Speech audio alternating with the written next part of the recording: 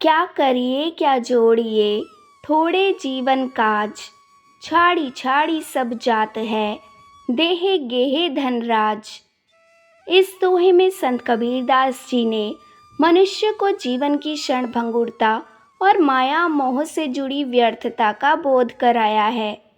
वे कहते हैं, हे मनुष्य, तू क्या करेगा और क्या जोड़ेगा, क्या संचित करेगा और किन कार्यों में खुद को उलझाएगा, क्योंकि यह जीवन बहुत ही थोड़े समय का है, इसमें स्थायित्व कुछ भी नहीं है।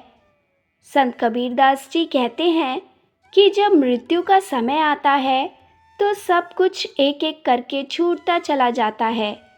मनुष्य अपने शरीर को भी छोड़ देता है, घर परिवार को भी छोड़ देता है, अपना संचित धन दौलत भी पीछे रह जाती है और यहाँ तक कि वह अपने राज्य और सत्ता को भी छोड़कर चला जाता है।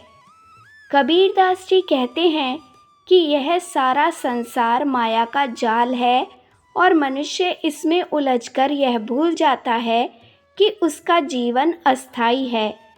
वह हर समय कुछ न कुछ जोड़ने, बटोरने, संवारने और बढ़ाने की चेष्टा करता रहता है।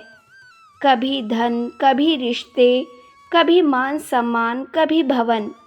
लेकिन वह यह भूल जाता है कि इन सब का साथ केवल कुछ समय के लिए ही है। यह दोहा मनुष्य को यह सिखाता है कि भौतिक संसार की वस्तुएं और सुख सुविधाएं केवल तब तक हैं जब तक जीवन है। मृत्यु के बाद कोई साथ नहीं जाता, शरीर भी नहीं। फिर क्यों ना मनुष्य इस अल्प जीवन को ईश्वर की भक्ति, सच्चे प्रेम, सत्कर्म और आत्मज्ञान में लगाए। कबीर इस दोहे के माध्यम से हमें जीवन के मूल उद्देश्य की ओर लौटने की प्रेरणा देते हैं। वे कहते हैं कि यह जीवन एक अमूल्य अवसर है जो आत्मा के कल्याण के लिए मिला है। इसे केवल सांसारिक संग्रह, प्रतिस्पर्धा और वासनाओं में नष्ट करना मूर्खता है।